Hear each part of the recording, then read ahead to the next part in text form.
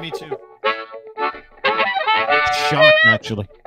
Do, do. Do, do, do, do.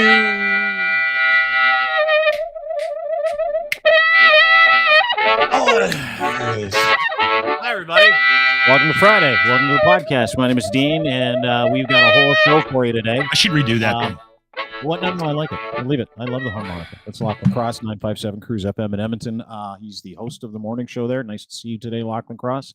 32.7 degrees in the city of Toronto right now, which is where I currently reside in Edmonton. What is it? 4, 5, 6? What do you got today? 7? 8? Today's actually not 7? bad. I was just outside. Dog. We went for a walk, and I think it was about 10 degrees. Oh, there you go. That's on. The spring is here. Nice to see. It's going to be all right. Apparently, going to get cool next week. But nice to see. Everyone's like, we're going to talk about patio season today. You don't want 30? Oh, no, 30. Well, 30 from like 4 last week. It's a bit of a stretch. It's like one of those things where you're like, hey, fuck. Can we graduate into 30, or do we have to just hit 30 right out of 4? 0. That's what we did. It's Canada. Well, it's spring, and it's fucked. For me, I think I like 25 is as hot as I truly want it.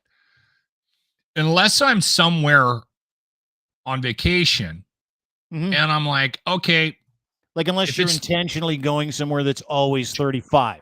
Yes, and then I got a pool and I got an open bar. Yeah. Right. I mean, but if I'm just kicking around trying to live my life, trying to get by in my split toe Costco underwear, hot cotton. Yeah. I don't want 30. I don't. There's chafing involved. Yeah. You know. Yeah, and you know what? It's funny because I don't it's like lycra. I hate wearing lycra. I don't either. But I'll say this because it's patio season. Like it's the one thing that everybody's talking about early, and I want to bring in our guests today, who actually aren't our guests, they're regulars. They've got podcasts on the network. Please welcome from. They'll be guests. What's that? Getting laced. Let's get them guests. Let's just they get the guest label today. Look at I don't want to. No. Ray's not a guest. He's with the network. You're not a guest, Ray. Ray Rowe? I'm not a guest. I'm not a guest. No, Getting Laced, the new podcast. It's looking good, looking hot. Does fit checks.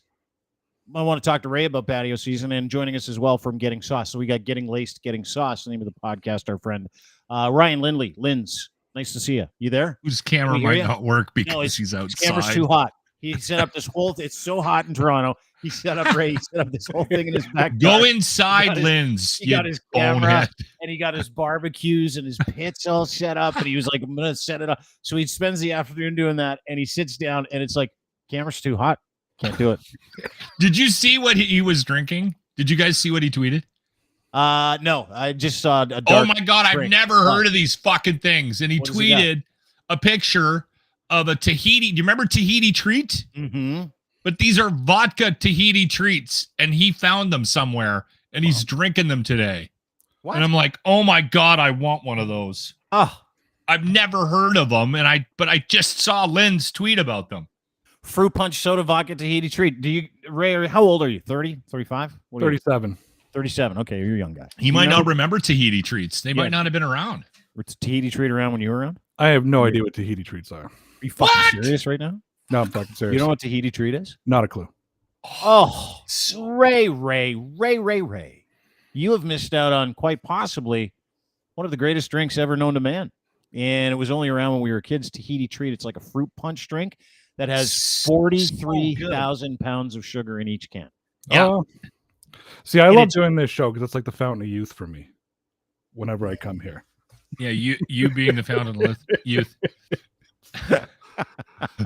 My kid just turned 17, so I was feeling a little, like, wow, maybe I'm getting older. Then I come here and I've never heard of things, so I love it. I'm still a kid when I come here. It's fantastic. Yeah, we tell you stories about phones that used to be attached to the wall. And I was around for that. I had a phone that was attached to the wall with a cord. I had a party line. Remember that? Yeah.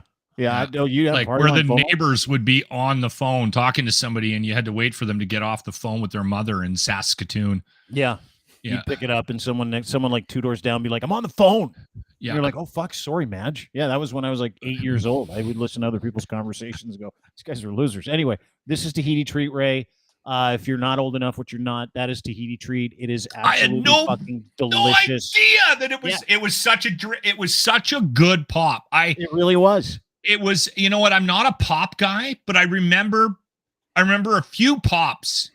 Yeah. Like Pick a Pop. We used to get like the you'd get like the limes and the root beers, and there'd be like a cream soda. And I remember really liking those. They were in bottles. Yeah, they're in stubbies, right? In little stubbies. And then I remember this, right? Like we didn't get a lot of sugar when we were kids because I was a hippie. We grew up eating like plants and bark and stuff like that, right?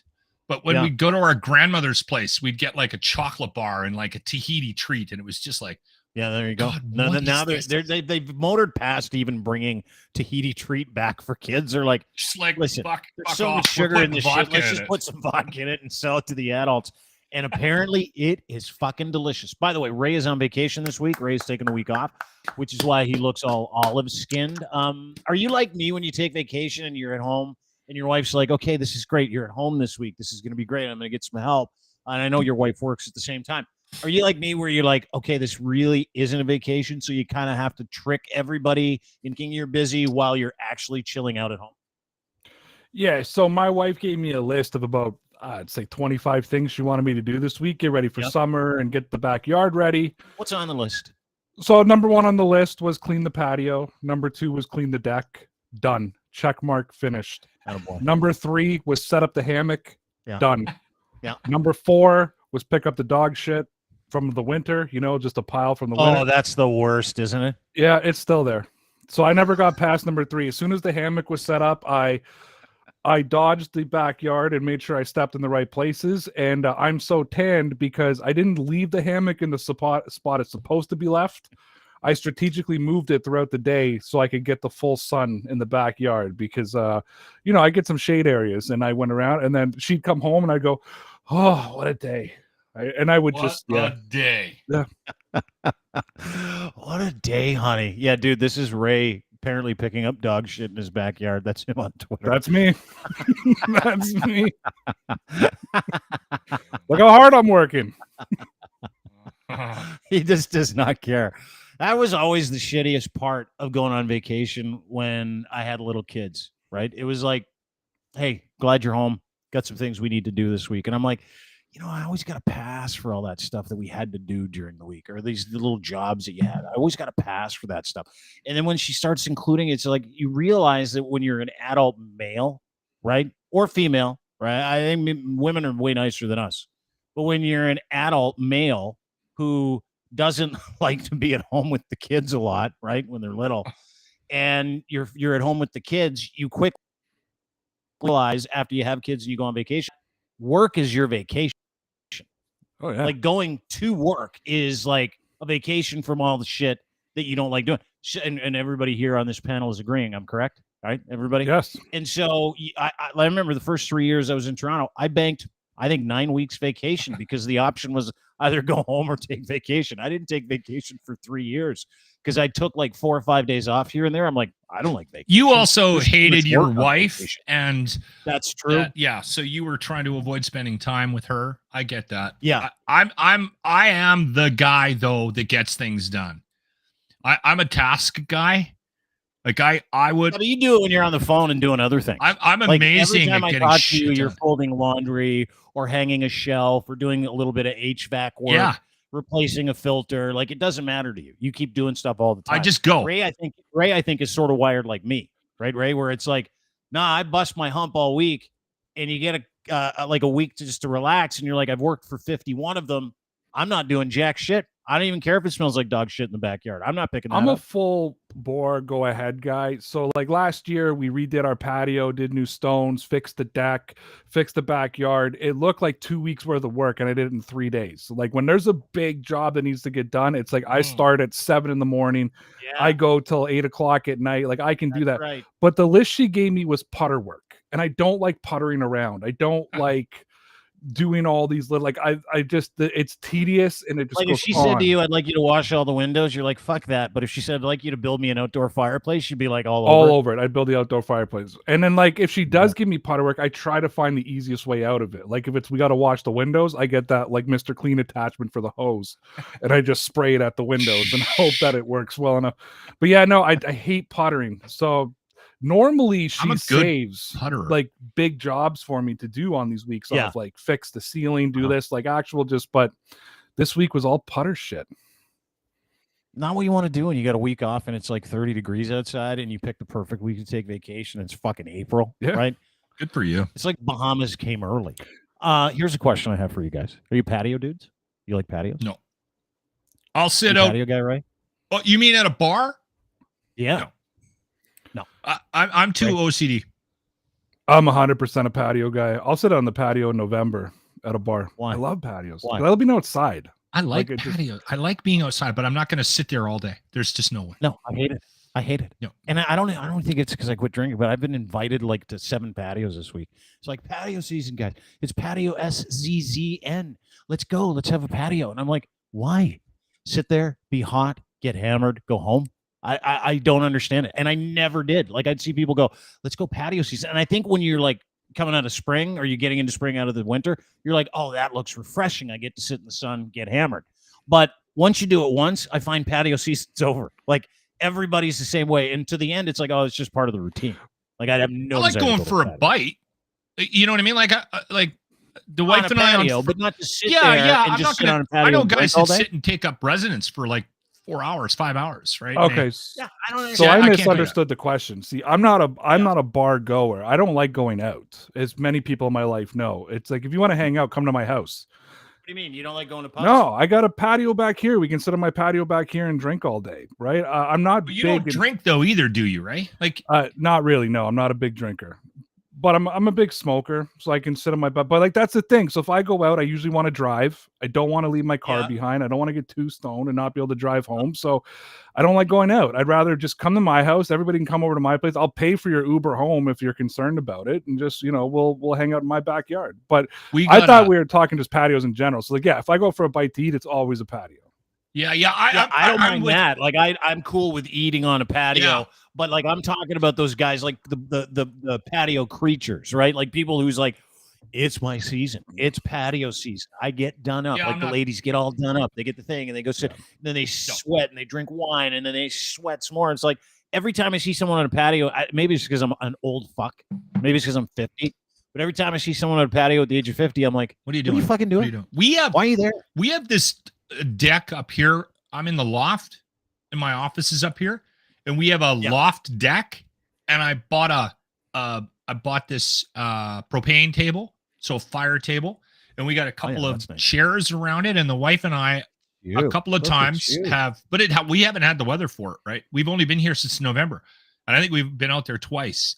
And I like the idea that we have a southern exposure, so we'll see the sun set in the west, right? And so that's cool. But I know exactly what you're talking about. I don't get the patio culture. We have it here in Edmonton, and it's feverish because you get literally 3 good months here. In April, May, the inside, well, that's different. Like we get quite a bit of summer here. It's like 31. It's fucking middle of April. Well, yeah. See, we don't get, we get kind of ripped. So people are like once patio season starts, it's on. We're not wasting this.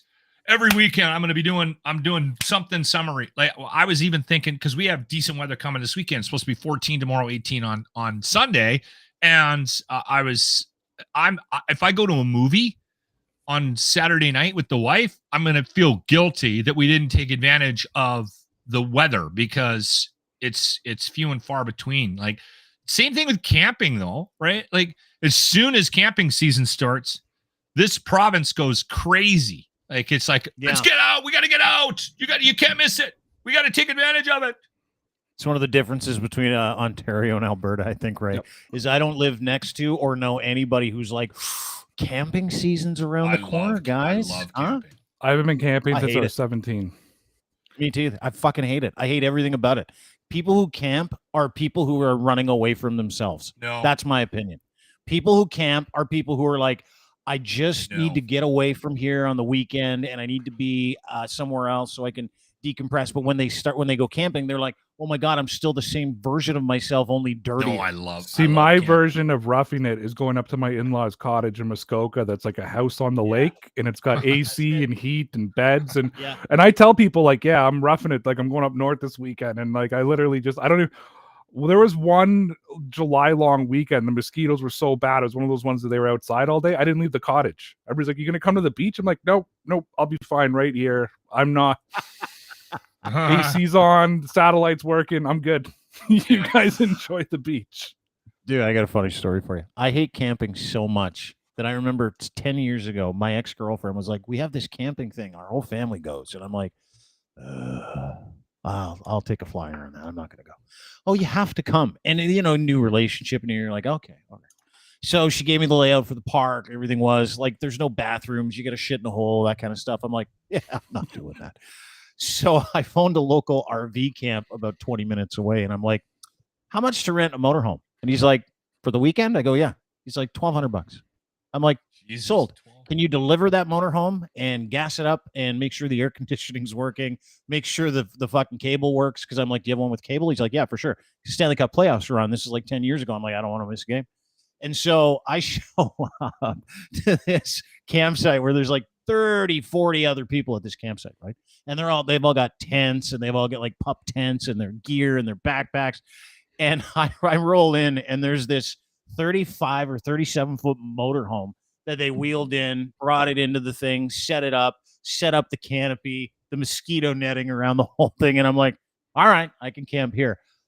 No one talked to me the whole weekend. They were like, that guy is such a fucking douchebag, until the next year when I had to go. And 4 of them did the exact same thing. They're like, yeah, we all hated camping. All of us for 30 years, we fucking hated camping. We didn't know you could do this. And I'm like, see, that's why guys like Ray resonate with me, because Ray's like me. If you say, hey, what do you want to do? Because you spent the first like 50 weeks of your year working. Would you like to go and rough it in the bush for a week? Would you like to go shit in a hole? I don't know what it is. I love camping? it. Or would you like to go to a nice all-inclusive resort or stay in a place that has air conditioning where you can put your feet up and chill out? I'm the second guy. I like going to a place and, with a pool and nice amenities, but I don't know, man. We've got a little camper. We got one of those teardrop things. We load it up with food and we start a fire, back it into a, yeah. It's awesome. I love it. We set up a little thing. Sorry, make a fire. I'm such a city guy. Like even vacation, we go to like Florida and Arizona because we do all inclusives every once in a while, but like I like to be near civilization with working hospitals and stores and grocery marts and so if I'm going somewhere hot, flush toilet. Yeah. If I'm going somewhere hot or in the winter, like I try to go like Southern United States because I'm like, yeah, it's pretty fucked up down there, but I have insurance and I'll get healthcare if something happens to me. So we'll just go there, or I can just drive away and go fucking to a mall. Might have to avoid some guns, but besides that, we'll be good. Little gunfire, a little running from gunfire. Yeah. Nothing. That's a good vacation. I grew up at Jane and Finch. It's all right. It's yeah, he figured it out. He's okay. Yeah. Ray's here, of course, the host of Getting Laced, the new podcast here at the network. I want to ask you a couple questions because you do these things called fit checks. Can I ask you these questions? And listen, I love these pictures, yes, sir. But my 17-year-old takes the exact same ones, so I want to ask you about it.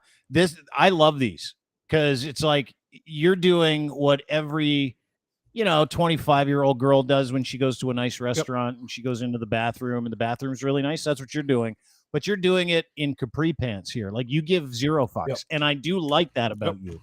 But can you explain what these fit checks are? Happy Easter from my family to yours. Today's hoodie day. Can you explain what this is? Because I didn't know you were this much of a closed. I have some comments. So I first of all don't remember when this started. This started like a year ago. I think this was just me being a passive aggressive asshole about something, and I think it's something that might have been said on this show, and I just became a passive aggressive asshole and consistently did it, and then it went away. And then when I started getting laced, it needed, I need to start promoting this shit. I was like, what should I do to do this? I'm like, I'll go back to the douchebag mirror selfies again. So it's this is all calculated. Is getting laced about shoes? It's about shoes and fashion. Oh, okay. Yeah. All right. I'm out. Yeah, he's a bit of a fashion horse, that Ray, and the podcast is actually good. And he's done a whole bunch of posts about getting laced. And this is new to me, by the way, because I'm black T-shirt, blue jeans. I have one pair of shoes. I have a pair of hikers and hiking shoes boots. Are a big. Dude, you should see the traffic we get on his posts about like how to match your shoes with your fucking pants. It is absolutely insane to me because he started putting up this shit. Like, you know how we work here. We don't plan anything. We let anybody do whatever they want. We don't really have a schedule. So all of a sudden I see Ray posting this thing about getting laced and how to match up your clothes for like a Raptors owner home opener, or like the Blue Jays home opener, where it's all color coded. But I didn't even know this shit existed. I didn't know that dudes took that shit that seriously until I saw the traffic on your getting laced posts. And I'm like, oh my God, fucking people are into this like collector's items. Like, they love it. Yeah. So the sneaker industry is huge, and sneaker collecting is huge. Dude, I put out that first post, which was basically like, hey, I'm doing this getting laced thing. And Ryan and I were chatting, and I was sending him screenshots. I had like 40 DMs from guys sending me pictures of their shoes like I had a foot fetish. Like, it was just like guys sending me their sneaker collection and asking me about this and asking about that. And it's huge. So like I'm one of these guys too that collects sneakers the way people collect baseball cards. Like, I have shoes I've never worn before. Like, I've got Jordans that are like special edition Jordans, or you got like the Foot Locker exclusives and that type of stuff. And it's literally just like a collection piece. Why do you buy them if you're not going to wear them? You just collect? Yeah, it's just a collection. Like, people say that to me all the time. Like, it's a waste of money. You know, like, oh, dude, like that's what I'm saying. Like, Lachlan and I are not from the school, and it's not that we're making fun of you, although we probably will at some point. Sure. Yeah. There's room for that here, I think. Yeah. There is. Yeah, it is coming. Just so you know. But at the same time, I like legitimacy, because I saw that first post and I'm like, shoes, Ray, really? Can't you write about the Patriots? Which I know you're sick of writing about the Patriots because you're a fucking Patriots guy. And then I saw the traffic, because I look at our analytics all the time, and I'm like, holy fuck, Ray caught a flyer here. Yeah. Ray's on a heater. Like, he's talking shoes with these guys. But since we started buying shoes, Lock, there's this whole new category of people who don't wear the shoes they buy and are not buying shoes to wear them. Correct, Ray? Correct. Yeah. Like, you'll hardly ever see me wearing a pair of Nikes, yet I own more Nikes than anything in the world, because a lot of them are just my collection piece. I wear a lot of Adidas. That's usually my street shoe. But I mean, sometimes they'll earn into it, but I probably have about 25 pairs of street shoes that go into rotation, and then probably about another 40 pairs that I've never worn before, never will. Yeah. And it's but it's like, it's no different. I tell people all the time, it's like, I got buddies who collect baseball cards, and they laugh at me because I collect shoes, and I'm like, dude, you pay $300 for a piece of cardboard, right? Or like, because Connor McDavid's young gun or whatever shit they're talking about. I'm like, that's just been my hobby. I've always just loved shoes, going back to the Chicago's, back to the Jordan 1s. And I mean, that's the holy grail. Obviously, I'd love to get my hands on those, and you just go through it. And I started thinking about doing a shoe show back when we were in Niagara in January. Army Chris and I were in the car, and he's a sneakerhead. Like, Army Chris is a big sneakerhead, and him and I started talking about shoes, and he started talking to me about the Jordans that he has in the dunks, and he started sending me pictures of all his sneaker collection and the ones that he wears and doesn't wear. And I listened to I watch Complex, which is they do like the shoe shopping with celebrities and that type of thing, and they're literally just like guys are just they're talking about his shoes and buying shoes. So it's always been going through my brain. And then when I saw, when Ryan started getting sauced, and I kind of saw him, following his passion, like, I like to eat food, but I don't love the science of food like Ryan does. Like, I want someone to cook it for me and I'll eat it, where he's all into that intricacy. And I was like, dude, I think like I was creating content because I know how to create content. I'm like, I want to do something like Ryan where it's passionate. And like, my passion is shoes and clothes. Like, I own like 100 pairs of jeans. Like, it's, do you wear them all? Clothes, I'll wear them all. Those, but you hardly ever see me. 100 pairs of jeans? You're gonna wear 100 pairs of jeans? Yeah, those slowly go into rotation. It all depends. And the thing is my outfit, like my style, I go through like waves where I'll be like right now I'm kind of going through like a little bit of like a grungy kind of rock look, and then I'll move to more of a hip hop style. So then all my grungy rock stuff will go into the we'll go to the back of the closet, and I'll be more of a hip hop guy. Sometimes I go super sporty. I'll go through that range. So there's always like a little bit of a mix of what I'm trying to do. It's fucking crazy. It's cool, but it's like, I don't get it. I will never understand it, dude. We're idiots. Of course, I literally buy one pair of shoes in January, and I wear them till they fall off my feet. And I throw them in the garbage can, and I go buy another pair. and I wear those every day. Every fucking day. They're black. Yeah. They're hikers. Yeah. We don't get it. Like, that's the thing, is that we don't get it. Where did that passion start, Ray? When did you start loving shoes and shit? And by the way, I was just doing a little research. Show us on the doll. Show us on the doll where it hurt you. I was just doing some research, and what you're like, the Jordan shoe brand, by the way. And I remember when they started, I was like, I had the Jordan 1s, the very first pair of Jordan 1s. I can't remember what year it was, 84, 85? Was that 86? 84. 84 was yeah, the yeah, Chicago's. Yeah. And I remember there was a kid. I'm like, oh, you got the Jordans? I'm like, I got the Jordans. And then everybody wanted my Jordans. And the Jordans were like $130 back then. And you're like, oh my God, that's a lot of money for a shoe. Now they're like $400 or $500. But even worse than that, not even $400 or $500. Out of the box, these Air Jordan, what is this, 17s? Out of the box? Yeah, those are 17s. $11,267, Lock. Wow, that's an ugly shoe. But again, that's the shoe you won't wear. Right. Like that. Yeah, that's why would like, you? Which Who wears that out? Ray would. Like, no, like, if you but had two pairs, would you wear one of these ever, or would you just leave them there? oh no, both of them would sit there. It's an $11,000 shoe. How right? about the Air Jordan 1 black and gold? 25 grand out of the box. Yeah, see, and these are sexy shoes. Like I love those? these. Yeah, I like this. I love that. And they got that gloss, that patent gloss. Yeah. I love anything. I have a black and gold pair of Jordans that doesn't have the gloss though, and they're not $25,000 shoes. And I've been tempted to wear them. Like, there's only a few pairs of shoes in my non-wearable collection that I struggle not to wear, and those are one of them. Here's another one. This is from your post. Getting laced with Nike SB Dunk Low Run the Jewels. I don't even know what that means, but it sounds cool. So these come out April 20th. I've already got the pre-order. I've done a pre-order on these. Sorry. I love these shoes. These are as soon as when they announced the release in February, I got really excited about these. You did, eh? I did. So I pre-ordered them 2 months ago. I think the release date it's this month. It's April 25th, I think, or something like that is the release date on these. I probably should have put that in the post. I don't know why I didn't. I thought about that after. Yeah, it doesn't matter. Doesn't matter. How much were those? Those are 190. Oh, Jesus. Like they're cheap. And here's the thing: is that like that's not cheap. If you keep shoes in a box, is cheap.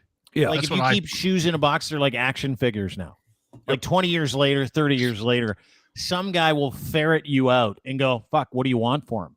Like, dude, I know people that are selling shoes, and they like there's a whole underground market of people that go to like, Style Encore and secondhand stores to go and literally scour for like $5 high tops that nobody knows are worth like $4,000. So I was at a thrift store around here 2 weeks ago because somebody gave me a heads up on something, and someone had come in and donated a box of Jordans, and they had the Jordan 2s, which are worth about $3,000, and they had them marked for $200. So did you grab them? Yeah, and they're like a size 5. They're way too small for me, but like you won't be able to find a pair of Jordan 2s for that type of money. That's that's like pulling like a Wayne Gretzky rookie card out of a package when buying a pack and pulling a Gretzky card. Yeah, so dude. It's like I saw that, I'm like done. So I think I bought like I wish I had something like this. Like, dude, shoes are so huge right now. I don't want shoes. I was talking to a lady the other day, nice lady, a woman, a female, and she was making fun of my shoes, and she's like, shoes are the first thing women look at, and I'm like, yeah, really? She's like, yeah, and I'm like, that explains all the sneakerheads out there that are like, I really need someone to look at something other than my face. I'm going to get them to look at my shoes. You got into shoes because you wanted to impress the ladies, Ray? No, fashion's always been a big thing in our family. Like, my sister's a buyer. I can't talk about what company she works for, but she's like a buyer in fashion. She went to school for fashion design. Like, clothes and fashion has always been, I got to give it to my dad until he got kind of to his age now where he really stopped caring. Like, he always, I always got taught as a man, like, groom yourself, clean yourself, make sure you look good, make sure you're wearing, good clothes, make sure your shoes are clean. My mom was big on dressing us well, and it's just kind of got ingrained in my system. My sister, I mean, you think I'm passionate about shoes and fashion? She's like crazy nuts about fashion, and like I said, she's in the industry. Yeah. So it's always like been a part of our family, and like a lot of our discussions, like as we were teenagers, like my sister and I were literally just like talking about the new fashions or the new releases or the new this or the new that. So like this has always been a huge part of our of my life. So it's just as I got older and started making real money and could afford to support this stupid habit. Yeah. Addiction. Yeah, I'll call it addiction, and but it's good, but it's true. My wife will say the same thing. It is one of the first things women look at is your shoes when you're there. So that's kind of like, that's where kind of getting laced kind of came with. It was like, guys, let's just try a little bit. You know what I mean? It's really, really simple to put together an easy outfit with a nice pair of shoes. And, it's okay to take care of yourself and care about what you're wearing. And it can be very simple. And that's why I say that if you read my stuff, it's what I try to show is you can be comfortable and sexy. Like those shoes you just showed, I paired it with a pair of jeans and a hoodie. You know what I mean? And a leather jacket. Like you can, there's another pair, or no, these ones are a pair of track pants. I said, wear these with gray track pants. Like you can still look fashionable and still be comfortable, especially in a casual way. It just takes a little bit of, I don't know, effort, or it takes a minute just to piece the outfit together. All right. Yeah, well, but here, dude, you know what he does? You know what he does in these posts? He's like, you wear this toque, you wear it with the chain, you wear it with these sunglasses, you wear it, like, he puts outfits together for people like us who are so dumb and so stuck in our black t-shirts and blue jeans. This is the kind of guy that you'd go to and go, Ray, help me out. I want to look cool. I want to look Ray, different. I like you, so I want this next comment to make it like I don't want you to. Because I want to talk playoff hockey with Ray and I want to talk Blue Jays too. Yeah. I want to get off this because this is like. You don't like it? I love talking about this. I'm learning from Ray. This is a learning experience. This is a tutorial. This is a symposium about shoes. Ray, you might be the exception to this. Anybody that I know that is super self-conscious about what they wear, that's a male, I find annoying. Maybe it's because it's this business. And you find these guys, they're in a format, they got to a market, and they're trying to relate to the kids. They were never really who they were. Like, they never really divulged who they were. They're playing a character on the radio, and they're trying to be hip and cool. And they're like in their 40s. They got too much weight on them. They got too much weight on them. They're divorced. They drive a car they shouldn't be driving. Losers. Those are losers that are trying to look those like are Ray. the guys. Those are the guys that are trying to look like Ray. But those are the guys that I know that are like, I'm really into fashion, and I'm really into sneakers, and I'm really into, and so I've pushed back on it my whole life because I can't stand those people. And Ray, you're not that guy. So no, you're legit, and you've been doing it a long time. I find those people so disingenuous that I'm turned off by somebody walking in with a fucking shirt that looks stupid or a pair of fucking jeans that don't fit them. It's like, listen, you fat bastard, you don't look good in those skin tight jeans. I don't care what the kids are wearing. You're 40.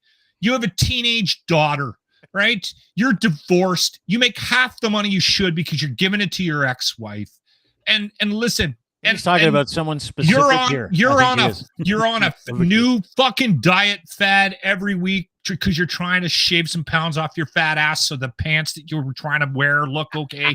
Like, honestly, that's the problem I have with fashion. Those are the guys that I hear talking about, it's, I got the shirts and it's, it's winter. But those aren't fashion guys. That's the thing, right? Those are douchebags. They are. Those are guys that so the perfect outfit on a guy, and really this is where your guy's attitude actually fits. It's the way your clothes should look is you should look good, but it shouldn't look like you're trying. You know what I mean? Like, you shouldn't show up somewhere and it looks like, again, you're wearing pants that don't fit you, or you're wearing a stupid shirt that doesn't fit your personality. You can take chances. Like that one picture you put up, Dean, of me in a Hawaiian shirt. I've never worn a Hawaiian shirt before. That was me always wanting to try it and finally tried it to see if it would work or not. You know what I mean? Like, it worked. It worked. You look good. I was happy Miami Vice. Yeah, I was happy how it came out.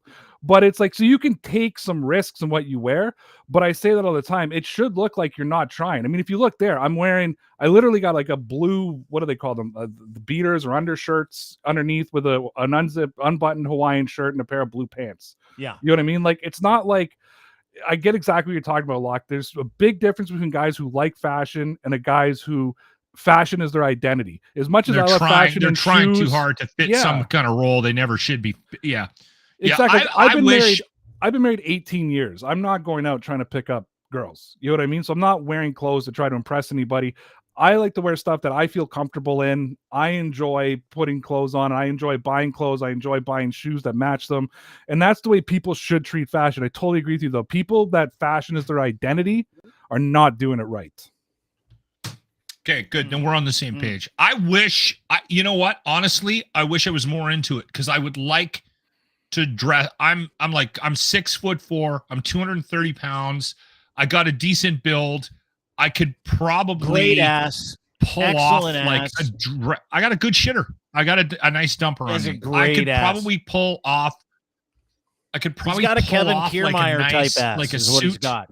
Yeah, right. He's got a great. And so bucket. I wish, but then you see my teeth, and I'm probably like 6 beer in, and it goes downhill from there. Well, right?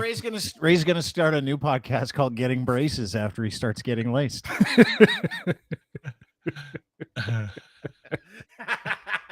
All right, let's move on. Why isn't Lynn's joining us? What the he fuck's is going now. on? I think he's figured out his stuff. He's in his backyard. There he is. Lynn's, ladies and gentlemen, is here. He called you, Ray, in your Hawaiian shirt. Don Valley Johnson in the chat, by the way. You look great. Okay, can I make one more comment? Ray, those white sunglasses need to go. They're too small for your head. I'm triggered by every time I see a picture with you and those things on. He does fit checks this in his house. He doesn't give a fuck about what you think about his sunglasses. Check the one with the white sunglasses, the white frames. Put that one up. That one right there? They're too small for your head, Ray. Thanks, Versace. Yeah. He does have a big head. You do have a big melon. You got a good-sized head, Ray. You got to put the big glasses on. Yeah, just sometimes, you work for companies and they're like, hey, could you take some pictures in our swag? And I'm like, yeah, sure, no problem. There's business things, Locks. Thank you, though, for calling me out publicly on it. I love the glasses. I told you this wasn't going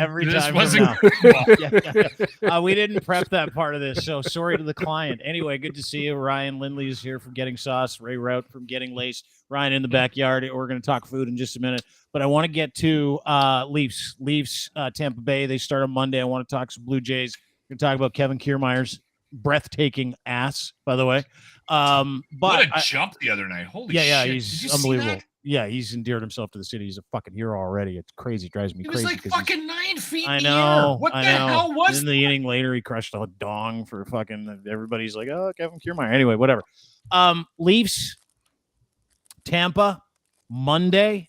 Both Eastern Conference games are on Monday. Ray, I'm going to start with you before we get to Lachlan's resentment bet, which, by the way, Lynn's, you'll appreciate. It's a fucking resentment bet. I know. I both know it. Yep. Ray, are you trepidatious? I know you're not a hockey guy. As a sports guy and a Toronto guy, are you like me where you're like, I'm not saying anything until the playoffs start? I'm going to enjoy the experience, and I'm going to have zero, and I mean fucking zero expectations. I think if you're a Leaf fan, that's the best way to go. I don't know how many more times you can be disappointed. And I'm not saying that like as an asshole. Like it's like it's like being a Buffalo Bills fan as well, right? Like I think there was, I had a big problem with Bills fans last year, and I'll tie this back to the Leafs because Diener, you know it, and I saw you had Kristen on your show, and she was on my show a bunch. Bills fans got super confident. Bills fans were already planning the parade. The Bills got their asses kicked to Cincinnati and were out of the playoffs again. I think I agree. I think when it comes to the Leafs or any of those sort of teams that are just destined to fail, it is just keep your mouth shut and enjoy the experience. And if you can get to that championship, then you can maybe have a little bit of expectation. But Christ, I don't know how you have any faith. Without knowing really shit about hockey, I don't know how you have any faith going into a playoff round as a Leaf fan. Against Tampa. I don't even know what that means, Lachlan. I'm just saying without even knowing what that means. Like, let's be serious, right? 5 years in a row, Game 7.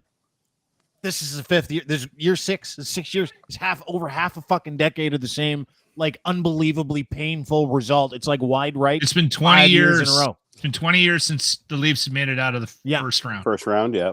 So that's what I'm asking. I'm trying to take the temperature from Leaf fans, and I've asked a couple of other people, do you care, right? Like, do you care going into the playoffs, or does it kill you too much to care, right? Where it really matters with this fan base is I think every single person that loves the Leafs or has watched their progress this year, they got this kid. I don't know if you watched the game last night, Matthew Nyes. This kid is going to be fucking Leaf stud. fans are fucking. No, I'm telling you, it's going to be incredible. But this is as legitimate as they've ever been. This is as open a door as you've had to getting into the second round because of the way Tampa played down the stretch, and they haven't had a good season. But can you imagine? Can you imagine if they don't get out of the first round? Yes, I bet on it. Can't wait for it. So I will say this before I get into my whole spiel about Leaf fans and Toronto, and we don't need that today. It's good vibes. I want good things for Edmonton. I want good things for Toronto. I want really good things. Hold on. For Canadian teams. Okay. Hold on. Winnipeg. I'll make it quick. Yes. Leaf fans and Oiler fans are in a very similar situation where we've got scars. The scars are much deeper for Toronto Maple Leaf fans, and they might not admit it, but they are. Oiler fans are sitting back cautiously optimistic about this year's playoffs. Leaf fans are just as delusional as they always have been, but I think you're probably feeling a very similar temperature that we're feeling in Edmonton. I talked about this on the show this morning.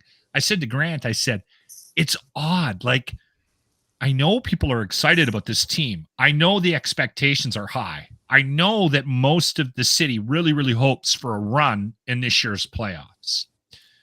But there's this sort of sit back and wait and let's just see how it goes. Big time.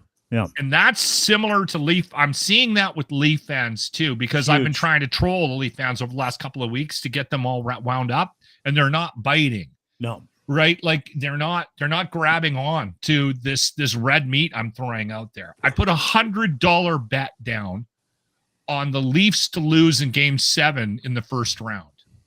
What kind of dick move is that? Here's the thing that bothers me about Toronto and Maple Leafs fans. Let me just throw this over to dude. You can get into what bothers you about the Leaf fans in just a second, because chances are it probably bothers all of us. It probably sits in the word entitlement, and they're annoying as fuck, and their expectations are ridiculous. The storylines in the NHL this year are just unbelievable. Yeah. And it's not just Oilers, it's Boston. It's like, I turn on Sportsnet this morning. Dallas. There's just all these unbelievable storylines. First time in 16 years that Crosby hasn't been in the playoffs. Like, it's just, and I click on Sportsnet today, and the main story is Nylander scores 40. I'm like, Boston Bruins have won more games than any other team in the history of the NHL. And there's not even a fucking story on that fucking front page. No, Nylander, the old fucking cookie maker with a fucking helmet that doesn't fit him, he scored 40. You're so mad today. Yeah, he is. He's jacked up. Let's get to the resentment bet. Ray. This is not a resentment bet. This is a legit bet. This has happened five straight times the Leafs have been in the playoffs. You put out 100. You actually put $100 on the Leafs to lose in the first round. He's been 7. Planning this, to be fair, for the entire year. So I've been talking about this since October. Yeah, so I'm not going to give him. I'm actually going to give him credit for keeping up with his bet, like he said he was going to do. So good for you. Yeah. Okay, are you surprised that it's only the return on that is $650 on $100 wager, Ray? I was really that's if that happens again, that's fucking unbelievable. That should be Tampa Bay is $200,000 favored to win the series. Right. I'll tell you though, like those are terrible odds for a very specific bet. Yeah, that's what I thought. I'd get a couple of grand. No. Tell me why. But Vegas isn't stupid either.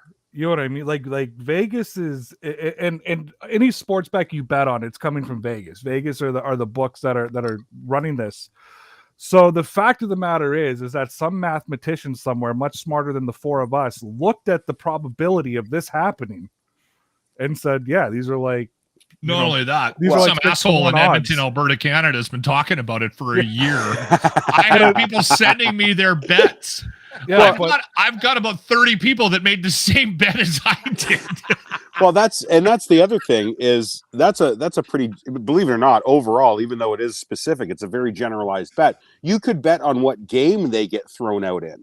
And that bet would probably net you probably 10 grand. You know what I mean? Like if you said, oh, they're going to lose in game 4 or game 5, then like, and you were specific on that, that'll up your odds, or that'll lower the odds and up your money.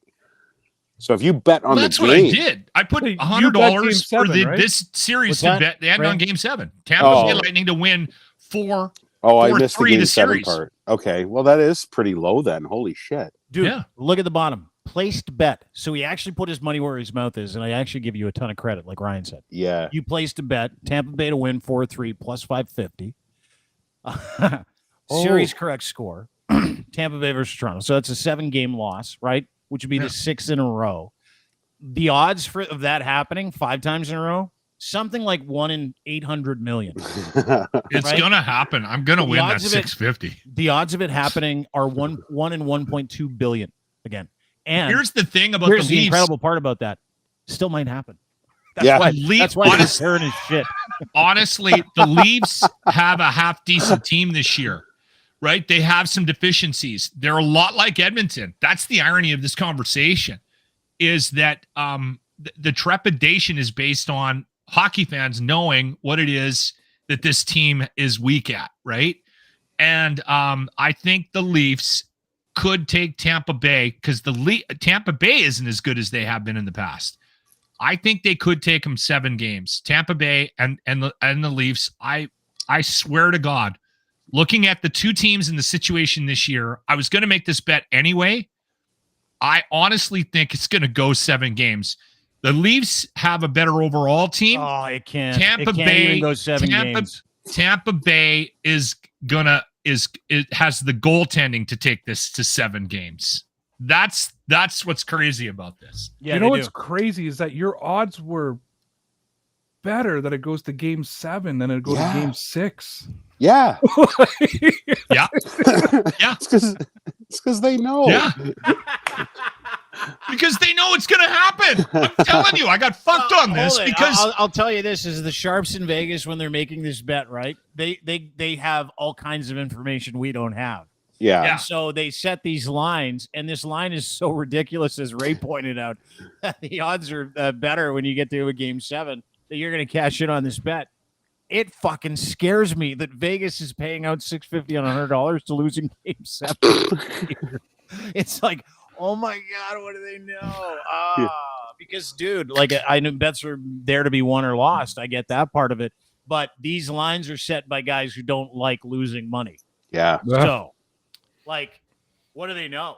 That's the question I have. And if you're a Leaf fan and you're looking at this resentment bet, there's a couple stories to come out of this right now. And one of them is, oh no, what if it happens again? It's telling. It's very telling. Do you know, I'll be real with you, and this is knowing nothing about hockey, but if Lachlan called me and said, hey, put $100 on the Leafs losing game 7, I'd say that's too much juice. But then if he told me it was 5 plus 50, I'd probably put 200 down. I'm like, you know what I mean? Like, well, that's it. You always go with. I'm like, okay, Vegas knows some shit. That's right. Exactly. Vegas knows some shit. Dude, put 500 on it. See what the return is. Do another 400. Do it right now on the show. Dude, you got money. You're a rich landlord. That's right. All kinds of renter You're money. You're a gatekeeper. Yeah, gatekeeper. You elite. Go ahead. Give us your elite money. Put 400 on it right now. You've got all that money. I love how Bet365.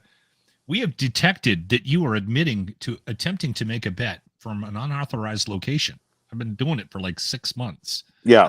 I just hit okay, and then I sign in. I get the same. And then they let you bet. That's right. Should he put 400 on there?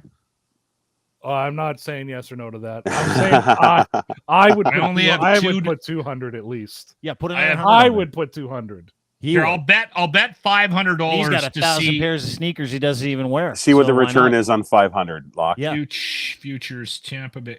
The odds haven't changed. No, they so it's wouldn't. still plus 500.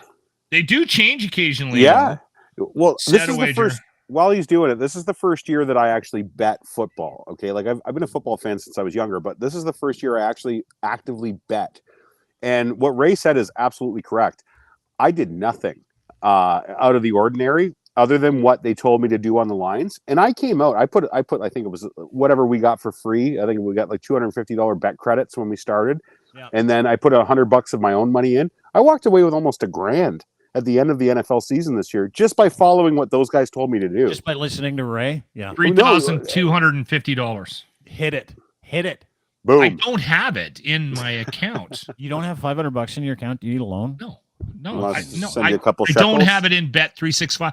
They only let you. This is a new account. They're limiting you. Like you can only put so much money and you can only so much bet so much. And I literally, here's what I did. I put $30 in January or something, and I started betting on hockey. And what I was doing was I was betting. I'm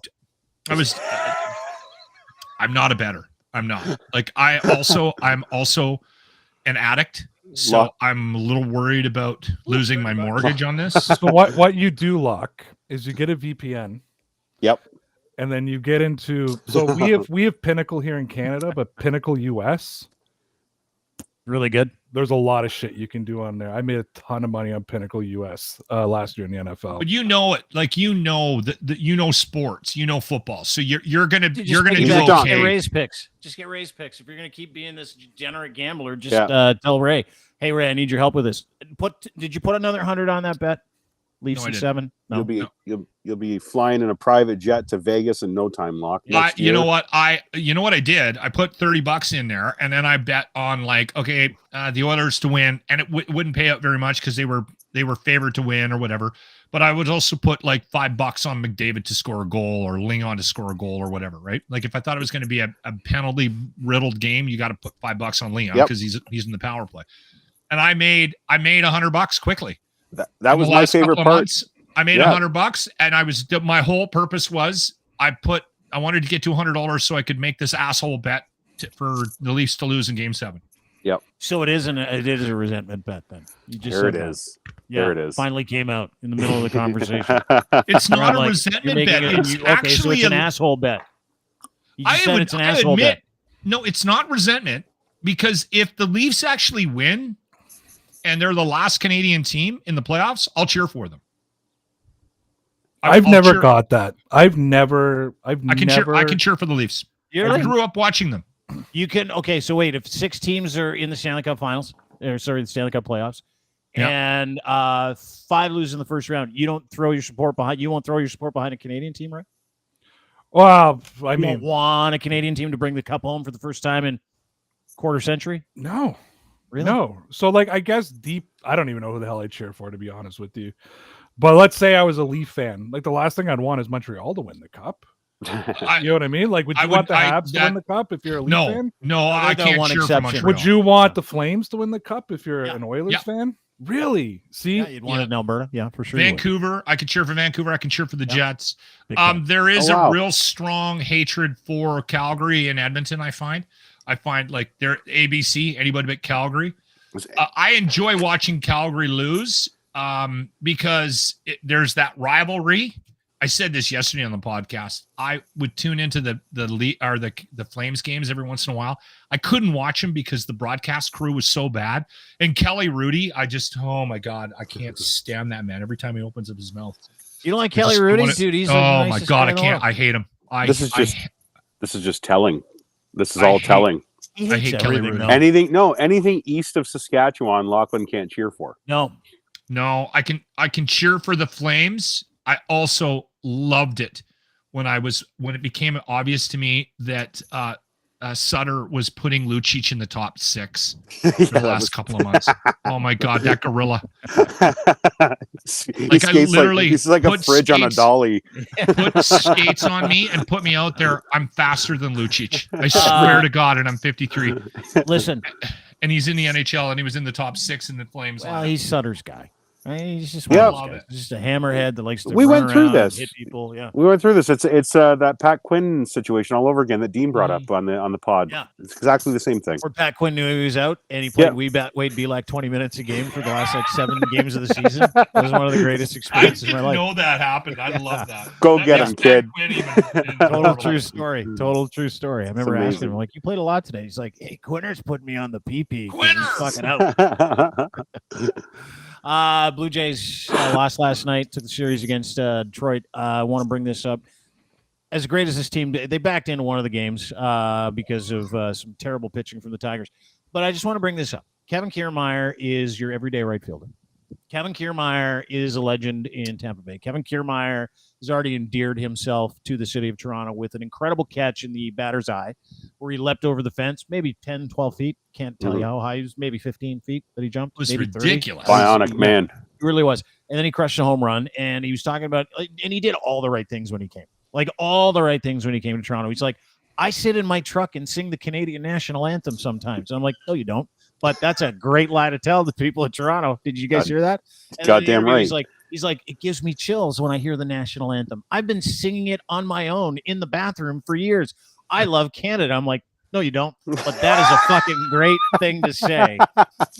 But what really does? Not only the dude, he's gonna set a record for a 9-hole hitter this year. Like last year's best 9-hole hitter had 75 hits. He's already got like 6. He's in the 9th spot. Yeah. He's that good, and he's in the 9th spot because the team is that good. They get Tampa tonight. Tampa hasn't lost, 13-0. We're gonna see actually a great fucking baseball game. But my problem with Kevin Keirmaier exists. He might be the best looking guy I've ever seen in my fucking life. Yeah, those are beautiful eyes. Beautiful eyes. And it bothers me because he's so good at everything, and he's good looking. Yeah. And he knows how to jazz. Like, he shows up and he's like, my blood type is maple syrup. I love it here. And everybody's like, you're the best. And then he goes out and does that like he did the other night. And then on top of it, he's really fucking good looking. And it drives me crazy. It's like the same thing I felt about Tom Brady for a long. I know. It's the same thing I felt about Tom Brady for a long time. And you get this, Ray. He's got good teeth. Tom Brady was really good at football for 20 plus years. He was married to a supermodel. He can have anything you want. And I hated him because all of those things. And on top of it, he was an incredibly good looking man. Still is at the age of like 43 or 44. I still hate him. Is it okay for me to have a man crush on someone and at the same time hate the fact that he's so good looking? Ray? Yeah, I'm fine with it because I got a man crush on George Springer, and he's not a bad looking guy either. He is a good looking dude. George Springer, he's a good looking dude too. Yeah, Ray he's a little Latin looking. Ray likes the Latin looking type. Yeah, yeah, I do. He likes some tan. He has a type. Yeah, I got a type. Just watch Around the Horn, you'll learn all about it. That's right. That one almost got me divorced. But anyways, it is a fun show. Continue. Yeah, Kevin Keirmaier is going to go down as this regime's talk about Halle Berry anymore. Best offseason move. Him, George Springer, and Kiermaier. What's that? Jesus Christ! Yeah, sorry, these guys. Sorry, we're having our own show. Back to Ray. Then we're going to get to why Lachlan's not allowed to talk or watch any Halle Berry movies anymore. Continue, Ray. Yeah. No, but Kiermaier, like, so my issue go to with John Wick by myself. Okay, let him talk. Okay, call me when you're there. You too, right? Ray, the floor is yours. My issue with the Blue Jays front office is they've actually, if you look at since they've got here, Shapiro and they're great offseason acquisitions. When you look at the George Springer acquisition, the Kiermaier, all the different things they did with the pitching, where they scare the hell out of me is they're too afraid to make a move at the trade deadline. Because you know what, last year against Seattle, pitching would have been a really great move at the trade deadline going into a playoff series. Yeah. But Kiermaier and Springer, to me, are probably going to go down as their best. I mean, maybe one day we look at them actually getting it done with Bo Bichette and not having to go arbitration and not costing an Aaron Judge type of contract because Bo Bichette can be that guy. But I think that when you look at George Springer and you look at Kiermaier, those are going to be two moves. If this team wins a World Series, like those are the two moves that people are going to look at. Vladdy, Bo, they're going to be big. Manoah, they're all going to have their role. But I've written about this a million times. This team will go as far as George Springer and the pitching takes them. Yeah. And I'm now going to add Kiermaier to that because this guy, I was trying to describe him to someone the other day, and I said he's basically Kevin Pillar times 10 because he can actually hit. He's a fucking amazing outfielder. His defense is outstanding, and he can hit out of the 9 hole as if he was like a 6 or 7 hitter. So and his eyes are breathtaking. Well, it's probably why pitchers get thrown off when he's staring them down, right? Yeah, but you go ahead. Sorry. He's got that short swing, and the pitch clock actually works in his favor. Yeah, because you have to pitch Kiermaier a certain way, and you have to think to pitch a Kiermaier because he's a guy who can battle you. He'd be a great Yankee or Red Sox. He could have those 10-minute at bats. Yeah, you know. And with this pitch clock, it's hard to pitch to guys like him. It really is hard to pitch to them like this. It's such and I think it was a very underappreciated move when it happened. Oh, it was the move of the offseason for the Jays, if you ask me, bringing him in here for a fucking song. Like, they didn't pay him shit. But no one was really talking about it in the offseason. It was just another guy, and it was just even I kind of made it. I made an off the side comment, like, I like Kiermaier, but maybe add a pitcher. Like, you know, like maybe because at that point they hadn't addressed the bullpen, they hadn't addressed the starting rotation. I didn't think I still don't think Akuchi's a part of the top 5. I don't know why he's there. He had a good first start outing, and then he was back to normal game 2. Yeah. But no, this move right here, that and the Springer move could be the moves that we look at if this team wins a World Series and goes, those are the guys that brought it, because you got the Vladdies. Every team has the Vladdies. Like, you look at the Yankees, but you need the Kiermaiers and you need the Springers. You need that guy at the top and that guy at the bottom.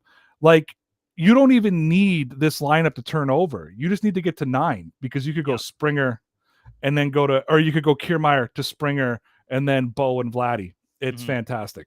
Yeah, you got a 9-hitter that hit leadoff for 10 years, so it doesn't matter to him where he hits, and he sets the table for everybody at the top too. Locke, you wanted to say something. Go ahead.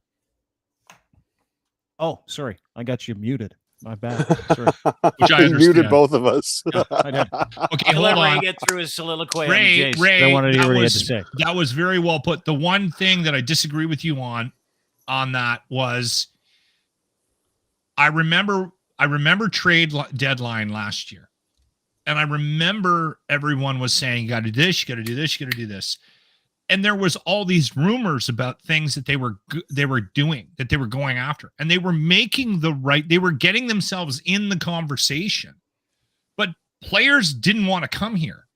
I mean, we run into that situation in Edmonton all the time, right? Not so much with the Leafs. Like, people want to play in Toronto. If you're a hockey, more so than Edmonton. Yeah, more so than fucking true. Winnipeg.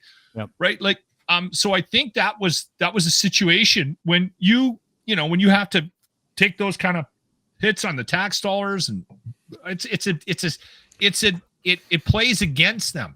I think the difference this year is if they do need to make a move, trade deadline, this is a team that is poised to actually be playing ball in October. And I think what's going to end up happening is I think they might be a little more part of the conversations they need to be part of at the trade deadline this year. So it's going to be, I think it's a different ball game.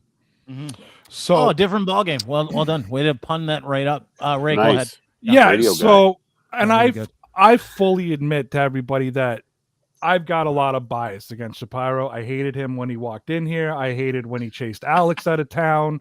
Yeah. Reading Gibby's book has made me hate him even more. You know, like, Gibby's not a fan either. We had him on the show a couple weeks ago. He's like, he was polite about it, but he was honest. No, read his book. I just finished his book. He's not polite about it in the book. In the book, okay. On the podcast, he was.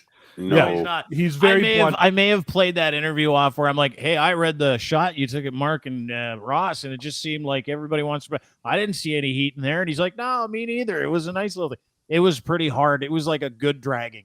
Like, he took him down. And he dragged them through the mud. So he made them. So I have more respect for him now. I'm totally biased against that, but I think I hardly ever text Dean anything, especially about a sporting event. But I think I texted him after that collapse to Seattle last year, and I was like, some fucking pitching would have been great. Imagine if they would have made a fucking trade at the deadline and brought in a bullpen arm. You know, like, imagine that we set something up. And then I went live, which I never do after a game because I like to analyze it, think about it, and come out and have a rational thing. And I just go live triggered. Yeah. And I just spent 20 minutes screaming into a microphone about how Shapiro and Atkins, and I still believe this, and until I see them make a move we need to, are going to make this team just good enough so that the Rogers Center is fucking packed, so that it pays off that renovation. But I do not trust them to make that final move. Really? Because okay. The best teams in the world need a piece at the trade deadline. Name a team that has won the World Series that didn't bring in that bullpen arm, didn't bring in that starting pitcher, didn't bring in the relief or the fucking just a base runner. You know what I mean? For the certain Dodgers situations. Get a lot of help last year? Oh fuck, dude, they load up every year. It was like Trey Turner one year, right? Yeah. Max Scherzer, like, dude, that's what great teams do, and the Yankees do it all the time too. But Boston's in the cellar. They've basically conceded the season. You got to deal with Tampa, who does it on the cheap all the time because they're really fucking good at scouting, and Kevin Cash is a great manager. But I'm with Ray. Like, you got to have some dead money, and you also have to say, you know what, fucking swing for the fences. The problem with Mark and Ross has always been they'll never make a trade unless they can get an asset that they can control, right? Yeah. And they have to go out this year and go, fuck it. Like, that was their problem last year. Their trade deadline acquisition was Witt, two-hit Merriweather. Like, that was it. And they needed pitching, and they needed fielding, and they didn't do anything. I and don't to hate Ray's point, you keep hope alive just enough. You make a couple of little moves just enough, and everybody's like, they're gonna do it. But Ray and I talked about it ad nauseum last year. It's like, there's no fucking way these guys are gonna do anything in the playoffs. Like, there was no way. And the reason why there was no way is because they didn't go the extra mile, take on money, take a chance, bring guys in. Listen, they built a great team. Really, really, really good baseball. I'm excited about this. I'm excited. I've been watching ball. I usually don't watch a lot of ball before the fall. And I've been watching. I tuned in last night, watched that loss, and the whole time I'm like, they're gonna get it. They're gonna come from behind again. But baseball is really a league of, you have your regular season team, and then you make that move in August to build your playoff team. You know, just bring in the Troy Tulowitzki, or bring in the David Price, or think about that run. You know, like, think about how all those guys contributed to that playoff series. It's like you make that move. You don't have to do what Alex did and bring all those guys in, because you've got the pieces there now. And by the way, just shout out to all the Toronto radio fucking hosts on all those channels who was like, trade Bo Bichette. He's lost it. He's done. Let's give up on a 23-year-old kid. Fucking fantastic. Go look at Aaron Judge's second year. I remember I brought Casey on my show once, and I was like, what do you think of this? He's like, fucking radio people are stupid in Toronto. He said, if that's what they're saying. Sports donkeys are the fucking worst. That's one thing we all hate, is the sports donkeys. I know a couple of good ones. Jeff Blair's a great sports donkey, and he didn't say trade Bo. He was and Bark. They never once. They shit on all those stupid ideas. They're like the light in the fucking dark night. If you ever get a chance to download a Blair and Barker podcast, it's really, really fucking good. But every chance I step, like, every once in a while, because we got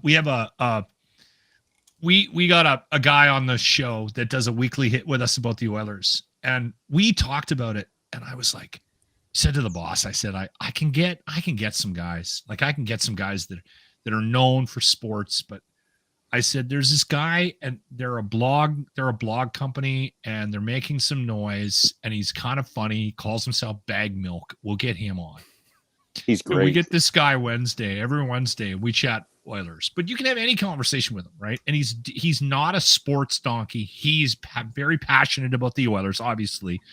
They write about it. They blog about it all day long. But I'll tell you, man, it was the best move we made, because I had a sports donkey on, and he was forced on me at the Bear, and it was painful. They have no sense of humor. You can't work with them. If you look up sports donkey in the Urban Dictionary, I fucking put that term in there about 6 or 7 years ago. You did. We brought that up once. Yeah, he did. He invented it. I fucking hate sports donkeys. I've been saying it for years. Yeah, he hates them. Can't stand them. Oh my god, that live rant that Ray did that he was talking about last year about Shapiro. I used to clip a lot of stuff from Ray when we would do the Lens Report, and we would get an update from Ray when he was doing Ray's sports rants. And that was the most downloaded podcast of the Lens Report, even during like the height of like the bullshit political stuff we were doing. the most downloaded podcast of the Lynn's Report was when Ray was on there screaming about Shapiro and all that. So I always loved it when Ray would go off because he makes for good clickbait. So yeah, I ran into Mark Shapiro at. You need to rethink that, Ray. you tuning in the heat of the moment, like turning the mics on. You should do it again. Yeah, but sometimes you say really stupid shit in those moments. Like, no, I need to be calm when Have I've you got a mic. heard my show? I was gonna say, do you know who you're talking to here? Yeah, Mr. Emotional down there, like he doesn't do anything unless he's triggered. He's like, okay, I'm ready to do a show now. I'm totally triggered. Let's go. That's how he is.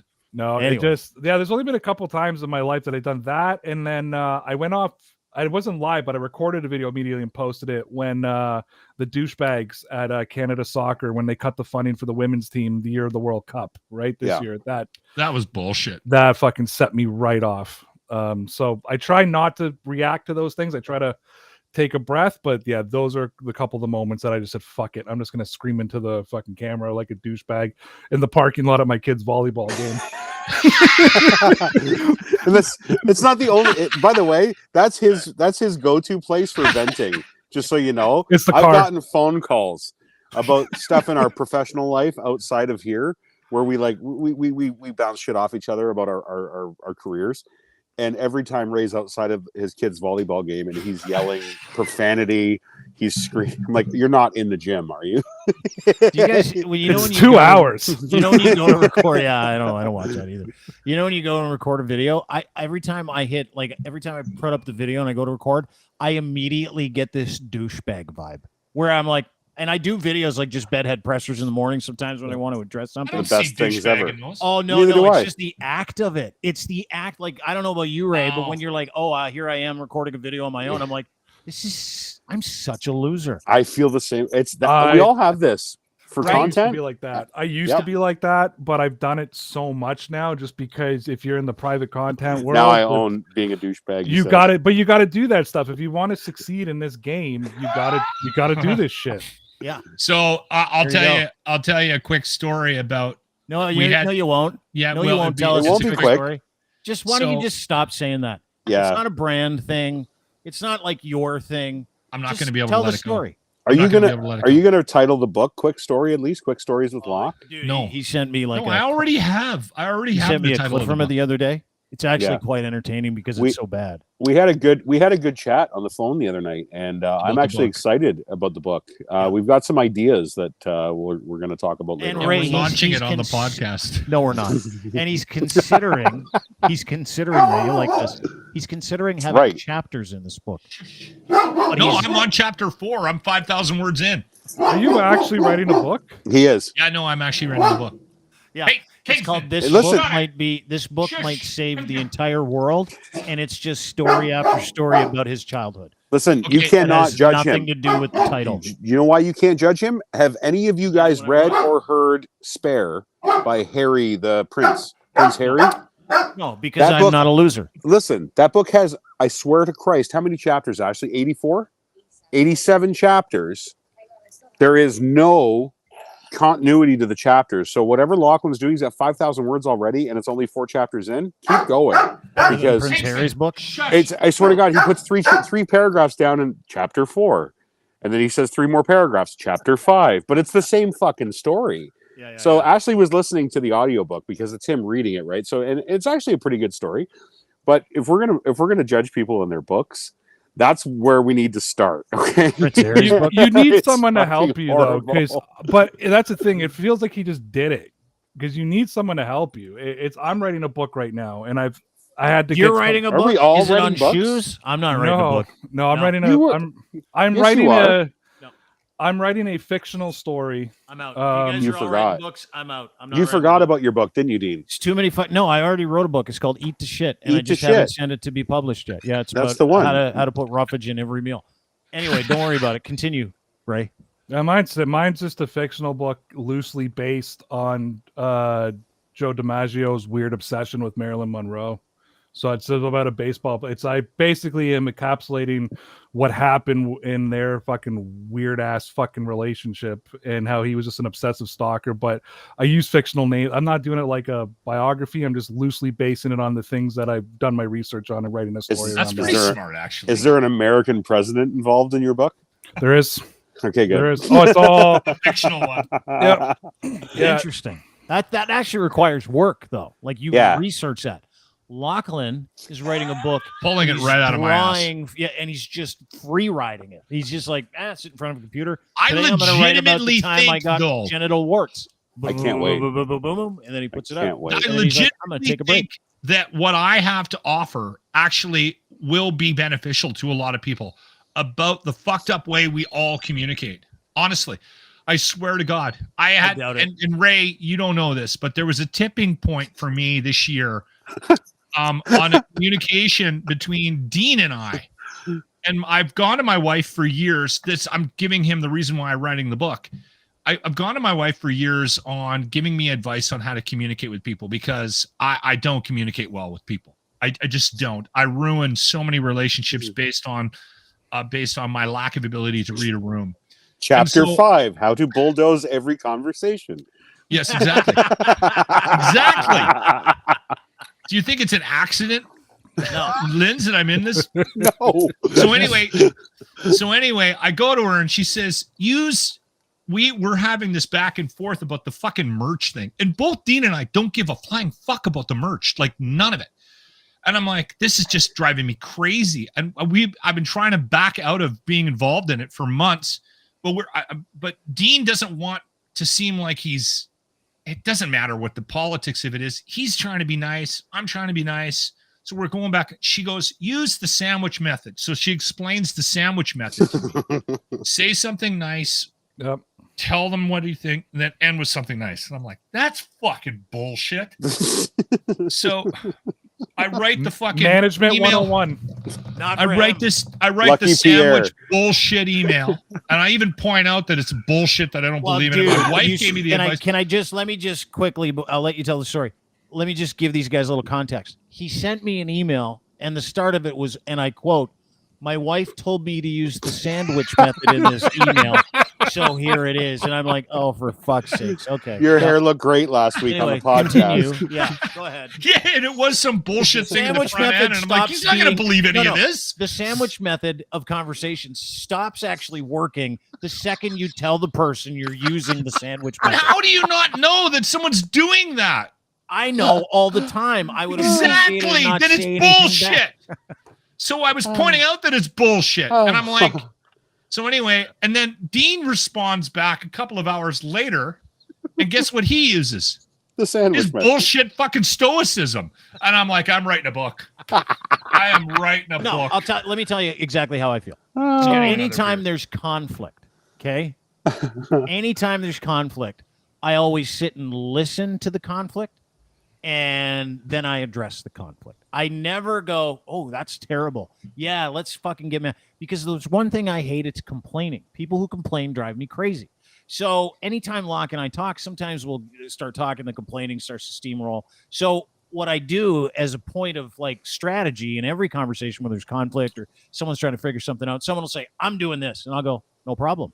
You guys both know I do that because I've done it both to you. I'll say, no problem. You let me know how you want to work this out. I'm happy to do whatever you want because it's a pointless exercise for me to hold up the train and convince anybody otherwise. So that's how I deal with conflict. When someone says, I'm mad and this is why I'm mad and here's what I want, I'll go, okay, let's figure out a way to get what you want.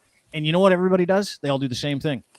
Well, this isn't fun anymore. And I'm like, well, that's how I work. So with guys like you, when you go, I'm mad about this, I'm like, well, tell me about it. And then I'll have a normal conversation with you. You're like, you just fucking stoicism me. You didn't partake in my misery. And I'm like, no, I didn't. That's just how I work. You totally fucking stoicism shit in a glass and it's half full thing. Fucking stoicism. You totally did that in that email. I even read it to my wife and I went, he's using bullshit stoicism on me. And he knows how much I fucking hate that shit. What? I responded well, and you got mad? No, That's you what stoicism is. textbook stoicism me in the response, and I'm Stoicism. like, that's it. We a are new writing verb. a goddamn book. I'm writing a goddamn book, and my book, Ray, will save the planet. Yeah.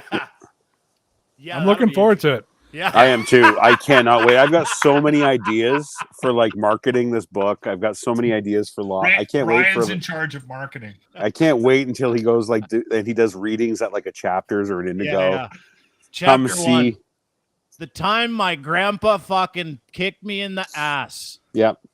You know It the was funny cold thing that day. about He taught me this a valuable lesson about masturbating in public. Chapter 2. You know what's funny about the book is that I legitimately started it because I was gung-ho and a bunch of people told me that I wasn't going to do it. So I'm like, that's how you motivate me. I'm like, you're not going to do that. I'm like, oh, fuck Totally yeah. get it. I post douchebag pictures every day because of it. So 100%. I totally get it. Exactly. So, and a lot of us are wired like that. 100%. So anyway, I started writing the book and it started to flow. And then I was like, well, this is stupid. Sexy. I said to Dean, I told him a couple of things about the book and I'm like, this is dumb. I don't know if I'll keep going. And when I told him about the chapters, Dean was crying. He was laughing so hard. And I'm like, is this actually funny? Many chapters, dude. Like you said the title of the book, which is This Book Might Save Mankind. And the first chapter is how you used to fucking like have a bath outside. And I'm like, what? I lived in a van down by the river. And here's the thing: it wasn't even a chapter. It didn't say chapter 1. It was just like, here's a story. And I'm like, well, like when are you doing chapters? And you're like, maybe halfway through. And I'm like, what day? I guess. I can't wait. It's going to be my favorite book I needed to tell ever. some stories to explain myself. That's where before the chapter here's the started. other thing: you've never written a fucking thing in your life, and you don't read. So when you told me you're writing a book, I was like, there's no way this is happening. But he's 5,000 words in. Lachlan, I can't wait for us to be back here in a year's time, and we're saying host of 95.7 Cruise FM, The Locker Room, and Pulitzer Prize winner Lachlan Cross. And you can tell us all the New York bestseller. Yeah, you can tell us all to shove it up our asses. It's going to be great, dude. In Canada, you only have to sell like 5,000 books to be considered a bestseller. Yes. You fucking do a paperback and you set that price at like a $8. paperback. It's 5,000 words in already. It's going to be thicker than a textbook. Oh, how the fuck are you going to make that a paperback? You know, I'm not even at half my points. Like that's the beauty of this. My points. That's why it should be called Lachlan's Short Stories. I'm not even at half my points, guys. I got more points to make. All you got to do, Lachlan. This is volume 1. Yeah. Just gonna write a series of books. Too funny. All right, I boys. told my mother I was writing a book, and there was this long pause, and she went, well, I can't wait to read it, honey. She's written like 3 books. Yeah, exactly. Your mom is an accomplished author. That's my favorite part. Well, it's the same thing I used to say to my kids when my kid was like 7 and he was like, I'm going to be a superstar hockey player. And I'd be like this. Oh, well, we'll see what happens, won't we? My kid would be like, what does that mean? I'm like, chances are it's not happening, but let's give it the old college try. Yeah. You don't believe in me. That's you. That's you every day when I make fun of your book. You don't believe in me, Dean. Anyway, good to see you, boys. That was a lot of fun. It was a good rip. Ray Rout is the host of Getting Laced. It's a fit check podcast. Don't mind the pictures. And by the way, I do have to tell you to do something. And I noticed this in one of your pictures, by the way. Is it the dirty mirror? No, not the mirror. No, it's the baseboards. You're going to have to do something to touch up those baseboards for a couple of pictures. I had to find something, eh? Yeah.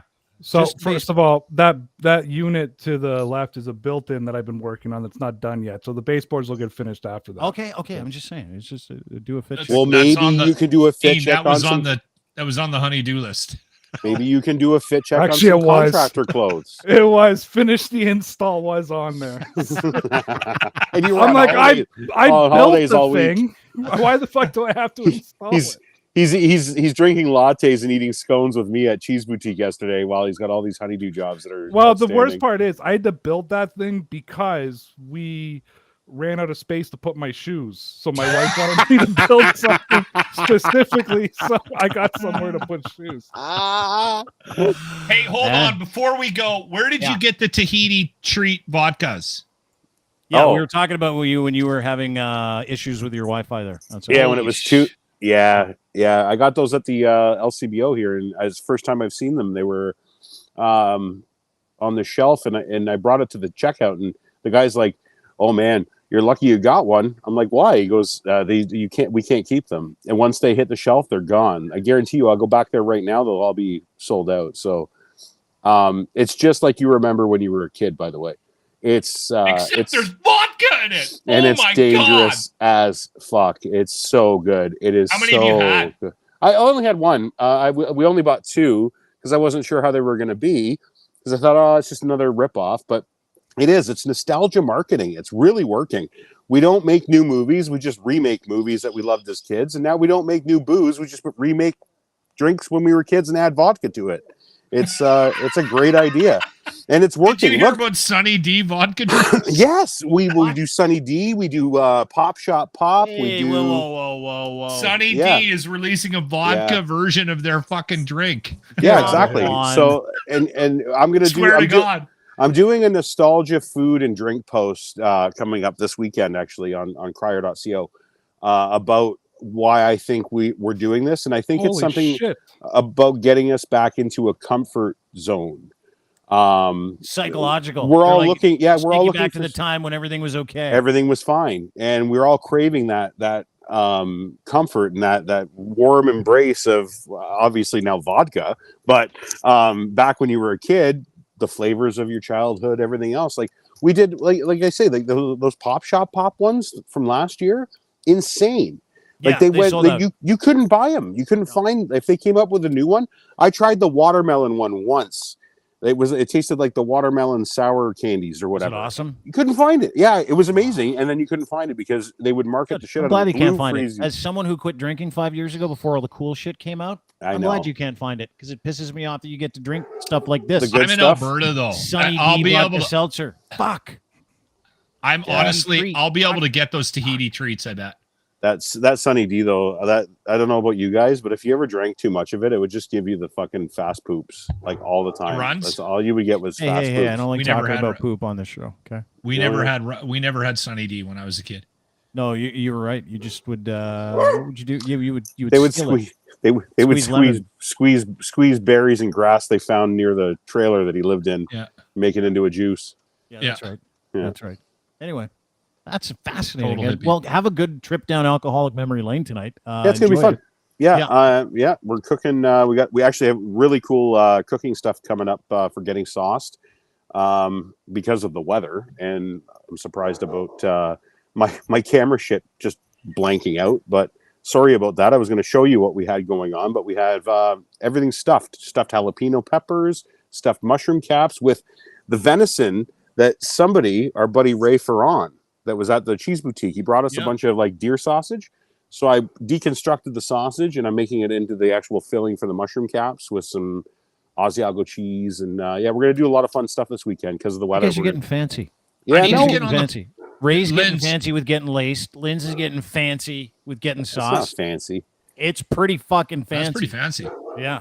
It's deer sausage and cheese in a mushroom. You said you were going to reduce it, and I'm like, I don't even know what that means. But no, all I did was take the sausage out of the casing. Oh, okay, that's deconstructed. So I need to talk to you, Linz. I'll get some ideas with you off the podcast. But I want to make breakfast and I want to do a breakfast egg sausage, some kind of a casserole thing, because it's Grant's birthday next Friday. Okay. So I want to bring something in. He quit drinking, so I can't just go to the liquor store and bring in a case of beer and get drunk on the show anymore, which we probably will do anyway. But I thought I better bring something for him. Yeah. So I'm in a group text with Army Chris and Ryan, and I swear to God, all these fucking guys do is send pictures of smoked meat all day. That's all these fucking guys do is just, that's porn in your 40s, boys. I'm fucking cooking this. Oh, I'm cooking that. Oh, I'm cooking this. I'm eating craft dinner. And I'm like, fuck you guys. No, dude, that's how we roll. Like, just text them to each other. No, when you're 20 and 30, you're sending like, hey, get a look at this 2 girls 1 cup video. And you're like, yeah. When you're 40s and 50s, you're like, check out this fucking tenderloin. When Dean and I first became buddies, like when we were first friends, like we were getting to know each other, it was all about food. And we used to text each other pictures of what we were cooking. And don't let him fool you. He'll pretend that everything's fancy. That guy can cook. He relies on his air fryer a little too much for my liking, but we're trying to help that out. And Dean's a chef, man. Let's not get crazy with the going back to 2 girls 1 cup. Yeah, no, I have a story. I have a story about that. Absolute true story. I was in university, and I was in university, and I projectile vomited in the fucking right before our lecture started. I almost puked. Because the guy beside me goes, hey, you got to watch this video. And I turned around and I watched like 3 seconds of it. And I got a weak ass stomach. And I just went all over my fucking. I almost puked too. That was when the internet was in its infancy. And you're like, how far can we go? Like the week before that, I watched a beheading and I'm like, that was wild. Yeah. And then someone sent me a file. It was this guy I worked with. He's like, check out the fucking internet. And I opened this thing up and I watched 2 girls 1 cup. And I'm like, oh, come on. Yeah. See that? Come on. I'm still scarred by that video. Now all you do, you scroll through and you're like, oh, look, cute kittens. Oh, look, like you say, 4 guys are getting beheaded. And oh, look, there's a recipe for muffins. Neat. And that's what we do because we're so desensitized by it, right? Yeah. We don't even care. You can flip through like 2 girls 1 cup. Did you Blue guys Waffle made an appearance the other day on Twitter, by the way? I can't even deal with that one. I can't deal with that one. That one made me retch. Yeah. Because I have an issue with hair. Yeah. And when there's disease in the hair, you lost me. You lost me. Can't. It only smells that way when you rub it, Dean. It's okay. You just did. It was one of those things where you're like, don't, whatever that is, don't disturb it in case it grows spores. Yeah. We all saw the show. Don't touch it. It'll summon other ones. Thanks for having me, guys. Thanks for having me. One of those things where you kick it and like a bunch of dust comes out of it and like ooze and stuff. Where you're like, Happy Friday, everybody. Anyway, don't Google it. Have a great day, everybody. Ray Rout, DPN_Ray is where you can find him on Twitter. You've got Around the Horn, the podcast, and of course, Getting Laced. Go and subscribe if you like your fit checks. If you like to match your shoes with certain pants, if you're a bit of a clothes horse, Ray is actually really fucking good at this. So give Ray a follow. If you're a shoe collector, etc. Same thing with Ryan. Getting Sauce is the name of his podcast. Make sure you download it. If you love the meats, if you love the meat sweats, if you love the pit mastery, that's your guy. This weekend, Ryan Lindley. What are you doing this weekend? You'll stuff. You're stuffing. Yeah, stuffing peppers and stuffing mushrooms, and I'm going to show you guys how to stuff pickles on the barbecue and wrap them in prosciutto so it all stays in one little package. No, it's I swear to God, you're going to see how it's so easy. You're going to do it. I promise you're going to do it. If I can't boil it and mix it, I don't eat it. That's a British thing, though. I know. You think napkins are spicy, so we're not going to talk to you about culinary things. Thank you. I appreciate that. And, of course, Lachlan Cross, at Lachlan Cross. You can find him on Twitter, 957 Cruise FM in Edmonton, 957cruisefm.ca. Listen every single week morning.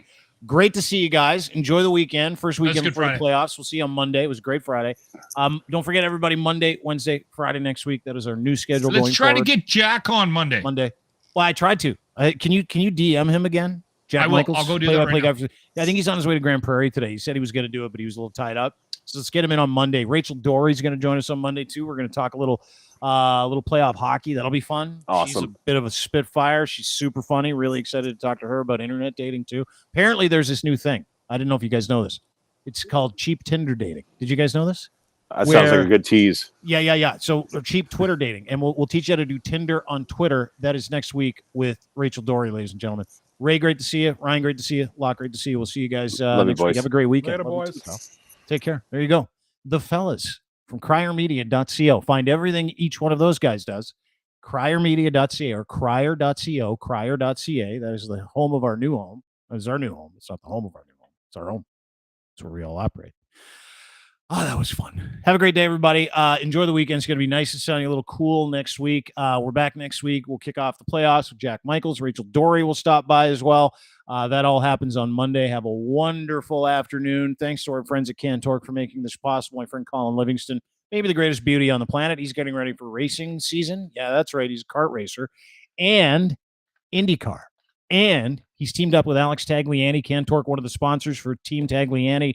And not only that, these are good people. So we're going to follow him around all summer, bring you his racing, show you what real Canadians do in the summer that love racing. Not only that, they make rugged, hardworking, beautiful torque wrenches at Canada's assembly tool experts, Cantork.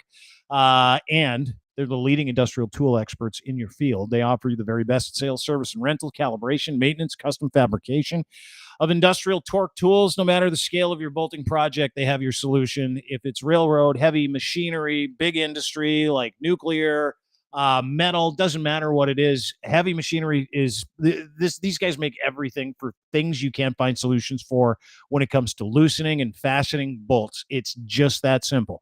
And they're the best in the world at it. All their manufacturing, all their design done in this beautiful country of ours located in Edmonton.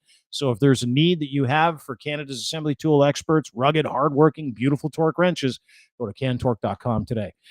Special thanks to our friends at Ed's Fine Imports. His Gitch are on us, engineered for every level of performance as well as everyday life. Right now, when you order 3 or more pairs of Gitch from Ed, you get another pair for free with promo code GITCH3. And you're going to love these things. Premium underwear designed with your movement in mind. Pouch in the front, super soft, barely there fabric. You can sprint, run, walk through your day. And I can guarantee that you will love these, gentlemen. Clothing for men and boys. Order your Gitch today. edsfineimports.com.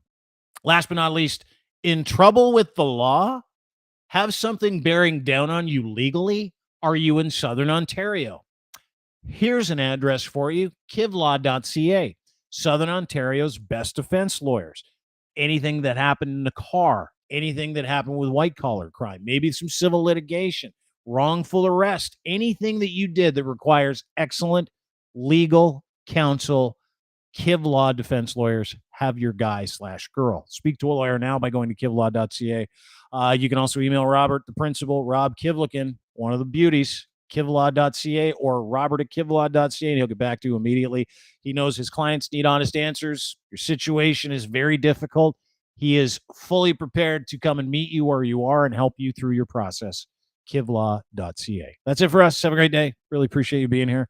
Don't forget, we're back next week, Monday, Wednesday, Friday. Make sure you say something nice on YouTube, which you can find us on YouTube, Dean Blundell Show on YouTube, Twitch, Dean Blundell TV as well, and anywhere you get your fine podcasts. Rate, subscribe, review. I guess that's what people tell you. If you don't want to, you don't have to either. Just have a great weekend. See you next week.